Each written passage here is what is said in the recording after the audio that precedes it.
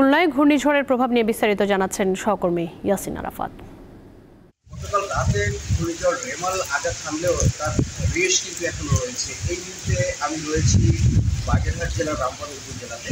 রামপাল উপজেলার জিওনো কার্যালয়ের সামনেই কিন্তু কুশিয়াখালী চ্যানেল ছেঁকে যাচ্ছে এবং সেই কুশিয়াখালী চ্যানেলের পানি উপচে কিন্তু একেবারেই জিওনো যে কার্যালয় সেই কার্যালয়ের সামনে পর্যন্ত পৌঁছে গিয়েছে এবং একই সাথে সমস্ত বাগেরহাট জেলাতে যতটুকু এখনো পর্যন্ত জেলা প্রশাসন তাদের সম্পত্তি নিশ্চিত করেছে সেটি প্রায় 30,000 মানুষ পানিবন্দী হয়ে পড়েছেন এবং 12 থেকে 15,000 মৎস্যজীবী প্লাবিত হয়ে গিয়েছে।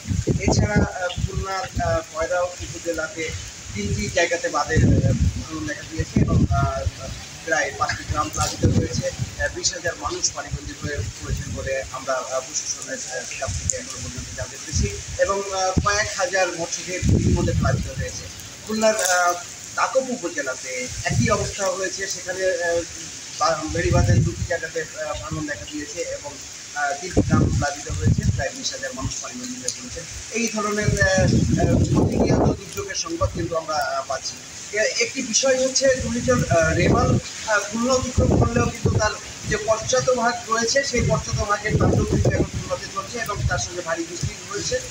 জোয়ারের সাথে সাথে এই ভারী বৃষ্টিতে জলাবদ্ধতার পরিমাণটা বাড়ছে এবং এই বাড়াতে আগামীতে কতটুকু বিপর্যয় আসতে পারে সেটি নিয়ে কিন্তু শঙ্কিত রয়েছে প্রশাসনের কর্মকর্তারা। তাদের পরবর্তী চ্যালেঞ্জ হবে যে ঘূর্ণিঝড় শেষ হয়ে যাওয়ার পরে ত্রাণ কার্যক্রম পরিচালনা করা এবং যারা ক্ষতিগ্রস্ত হয়েছে তাদেরকে পুনর্বাসনের ব্যবস্থা করা। এটি ছিল খুলনা থেকে ঘূর্ণিঝড় পরবর্তী